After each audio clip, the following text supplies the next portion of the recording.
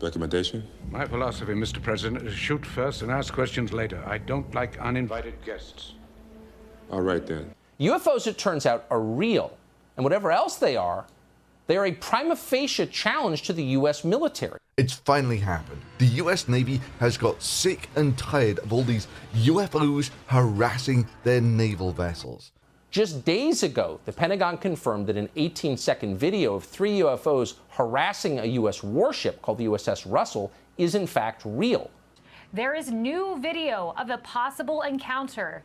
This footage of a radar seen by sailors aboard the USS Omaha back in 2019 shows as many as 14 UFOs swarming the ship off the coast of San Diego. The US military has finally decided to fight back against these UFOs with incredible otherworldly capabilities.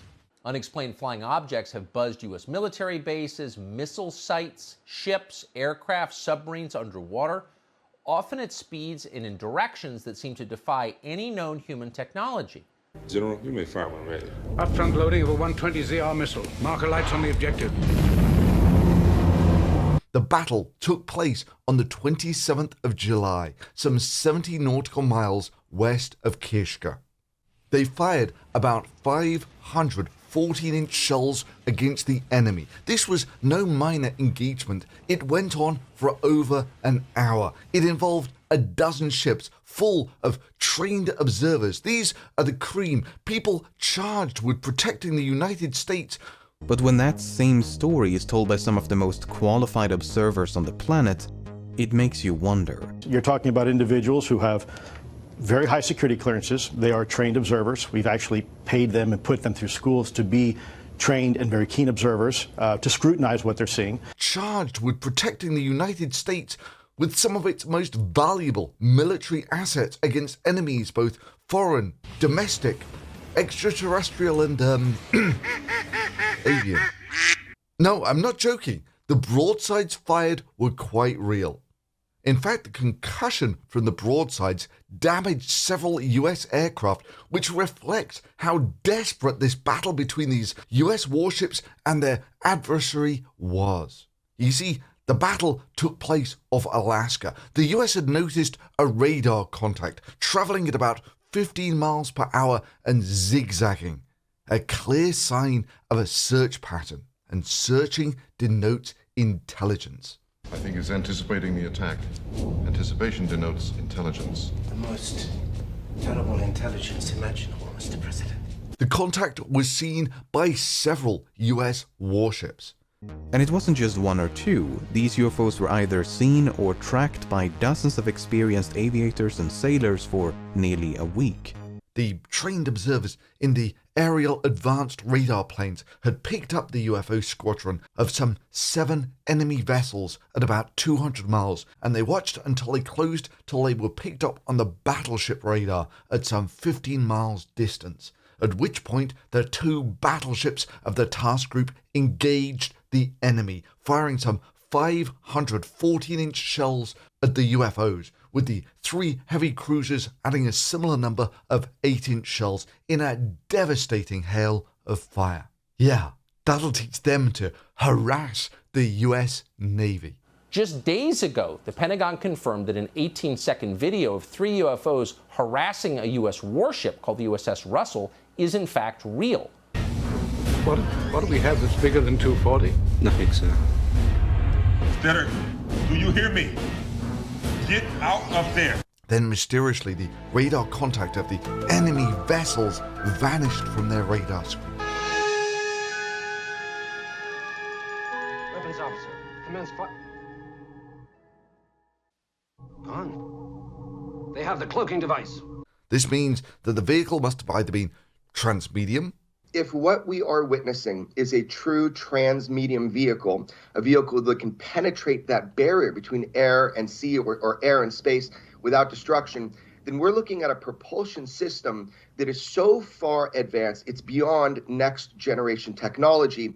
So we're probably looking at, and what it is theorized is we're looking at, is a gravitational propulsion system. Or it flew off at hypersonic speeds. A report by this country's top intelligence officials acknowledges there have been 18 encounters in which so-called unexplained aerial phenomena demonstrate advanced technology U.S. experts cannot explain.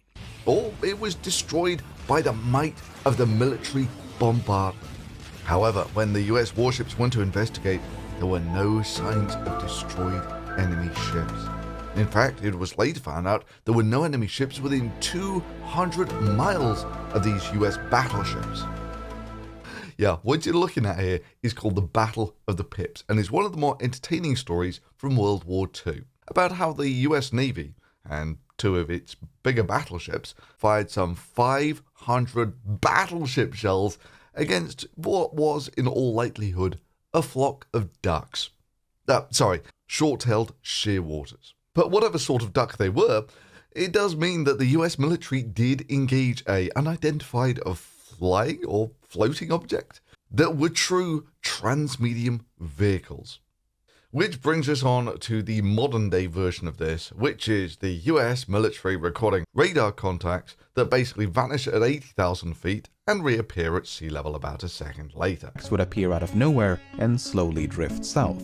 They were flying too high to be birds, too slow to be conventional aircraft, and did not follow any commercial airways. Other times they would seemingly descend from space and drop all the way down to sea level in mere seconds. These phenomena continued for several days. Now, there are a couple of options for this, given that there's no actual recorded evidence of anything like this ever happening. The first is, it's a glitch in the software. You gotta watch out for the foreigners because they plant gremlins in their machinery. That's the same gremlins brought down our planes in the big one. Big one. That's right. World War II. Or it could be that the contact was supernatural in origin. A ghost or a pixie or magical aliens or whatever. Sir, what you had there was what we refer to as a focused, non-terminal repeating phantasm, or a Class 5 full roaming vapor.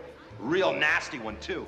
Now, oddly enough, many of our top UFO believers, our professional UFO believers, seem closed-minded when it comes to the prospect of considering this might be some sort of ghost or magic dragon. We're pretty sure they're not.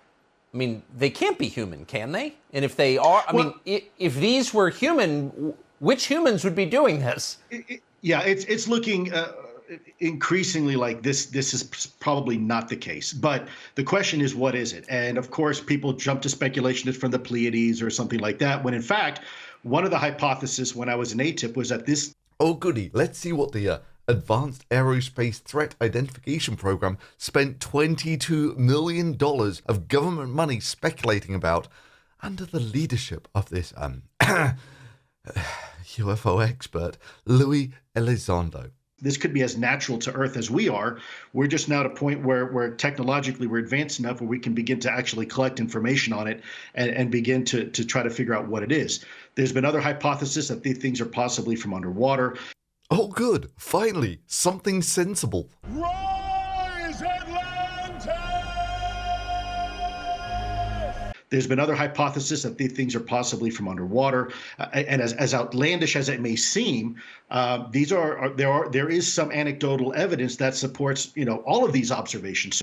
The person responsible for making these videos available to the public is a man named Lou Elizondo. Beginning in 2008, Elizondo was the head of a secret government-funded effort to investigate UFO sightings, a government program which surprisingly burnt $22 million of money and achieved nothing. By late 2017, however, Elizondo had grown so disillusioned with the government's lack of interest in the program's efforts that he decided to resign. What? Really? You mean no one in the government took the threat from Atlantis seriously? Today we unite our kingdom. Tomorrow we scorch the surface! In his resignation letter, Elizondo writes that certain individuals within the government are staunchly opposed to UFO research, that inflexible mindsets and political contention essentially prevented him from doing his job. Yeah, I'm sure the loss of some crackpot blowhard whose job consists of blowing millions of dollars of government money to not identify things such that he can speculate that what he doesn't know might be evidence of Atlantis or aliens, and that this is a real threat to the security of the United States. And they're not Russian. So they're extraterrestrial. I mean, what's the other, I mean, let's just say it. I mean, what's the other explanation? Potentially. Well, you know, Tucker, that's a fantastic question, because as we've said before, when I was in AATIP, this is something that could involve outer space, inner space, or frankly, the space in between. And that's why we've always said, let's keep all options on the table. Oh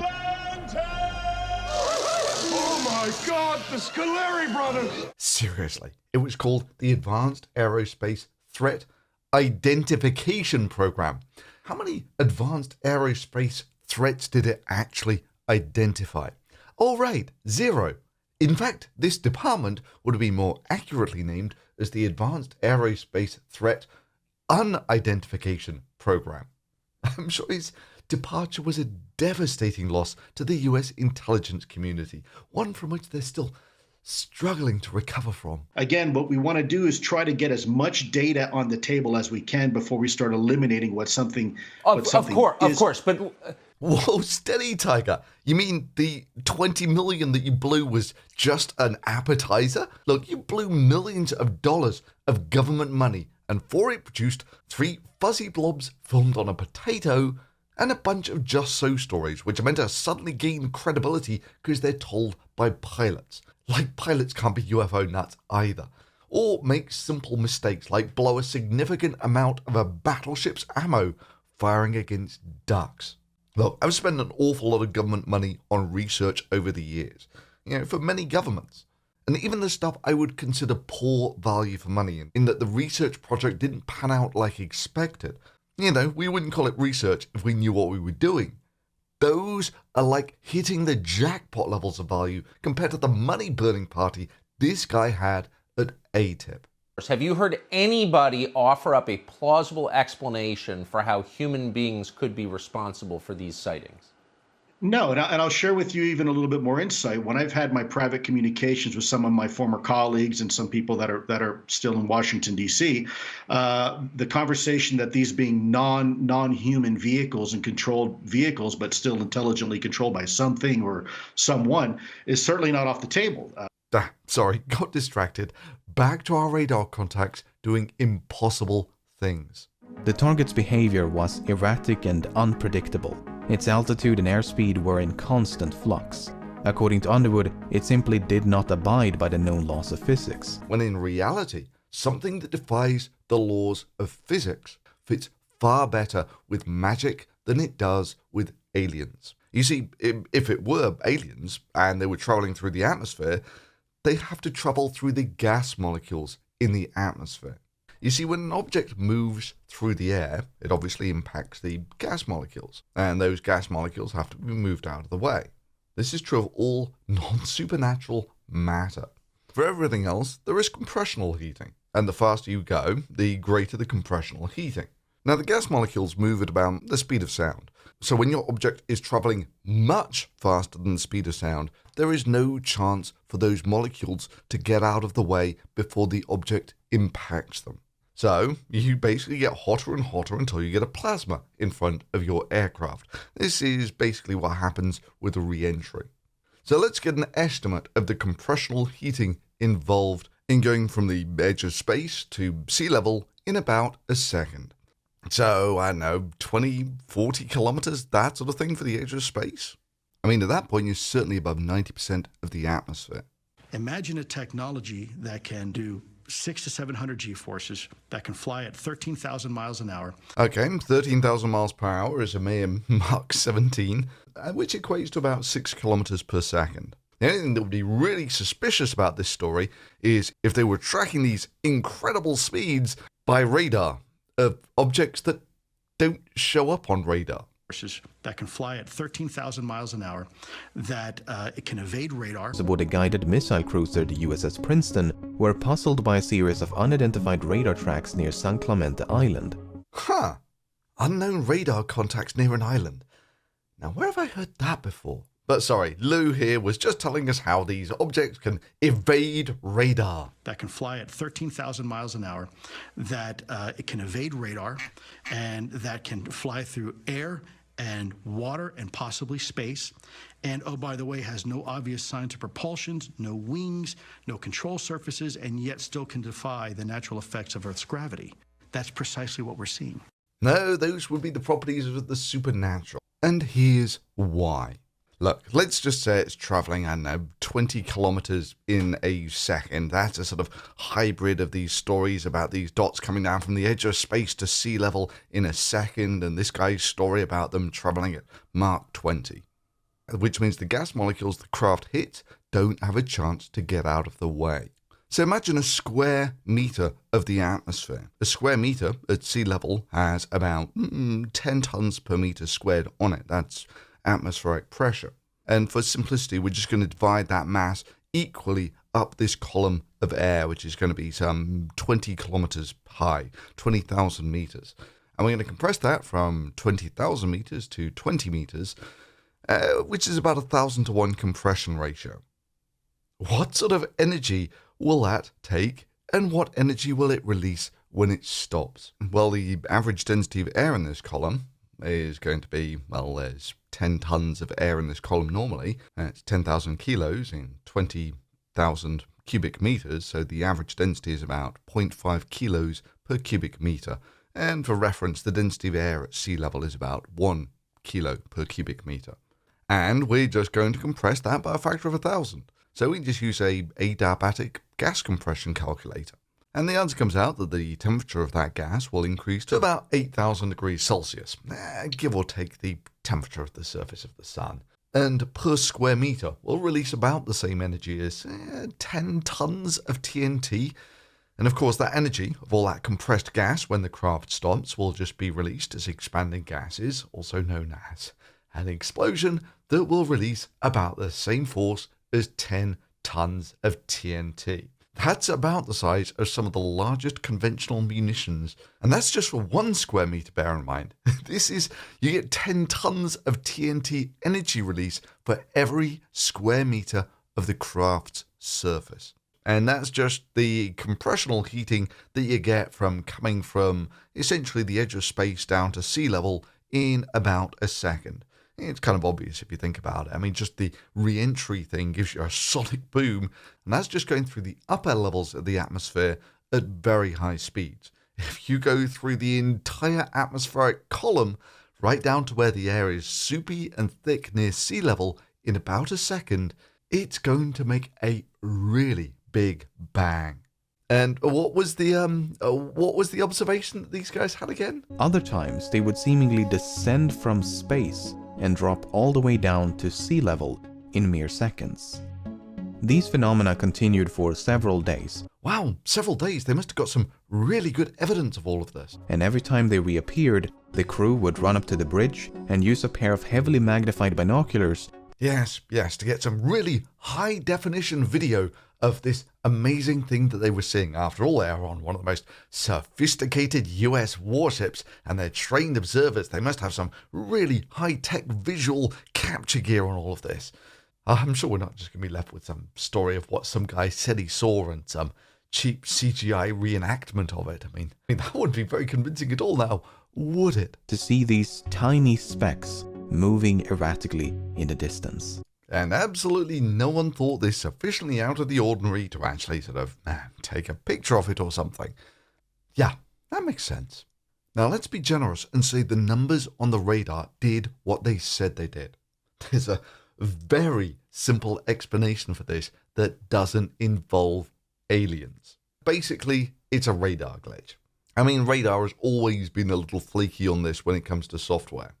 You know, the British famously developed a radar over a decade or so that couldn't distinguish between planes and cars on the freeway. Why? Because of the software. See, I've written enough code in my time to realize that when you're faced with two alternatives, that, something is behaving in a supernatural way, which if it was actually happening that way in reality would lead to all sorts of other natural phenomena like sonic booms and that sort of thing. And those have never actually been observed, then you're looking at a glitch in the matrix. And just as a really simple example of how these errors can creep into software very easily, and they can be very difficult to pull out because you only really find out about them when they start glitching. Let's just say someone's doing their happy little coding and they say x equals 1 and important number important number equals 2 divided by x. Boom. So now when we run the code, all of a sudden, obviously important number is 2 divided by x, so that's 2, and it returns 2, and the code keeps on running. But let's just say there's a bit of a glitch in this, that occasionally the input comes in as a 0. Now all of a sudden the code crashes because you've got a div by 0 in there. 2 divided by 0, not a good number. So in order to get around the glitch easily, someone just puts an error handling comment in there. And all of a sudden, when you now run the code, it happily runs, but it just returns nothing instead of an actual value. And yeah, so if you need that number for doing something, like say calculating the altitude of an object or something, then it's going to be glitchy. Seriously, let's just take an objective look at what the options on the table are. That the US wants to keep the buggy radar software on their warships a little hush-hush. You know, that's the sort of thing you might not want people to know about. Or that maybe, just maybe, there are aliens hanging around St. Clement Island because reasons. And they're supernatural as well, because any non-supernatural object that did these incredible maneuvers would make a devastating sonic boom. So they must be supernatural aliens. But it's all totes believable because they're trained military professionals who said that this is what they saw. Trained military professionals like this guy. There's been other hypotheses that these things are possibly from underwater, and as outlandish as it may seem, there is some anecdotal evidence that supports all of these observations. So I hope you enjoyed the Battle of the Pips, when the might of the US Navy engaged real, genuine UFOs in combat. And yeah, please, by all means, share this video with all your UFO nut friends. You know, let's not blow another $20 million on this sort of thing. A thumbs up for the ducks, and if you really like the work of this channel, you can support it directly through Patreon. And thanks for watching.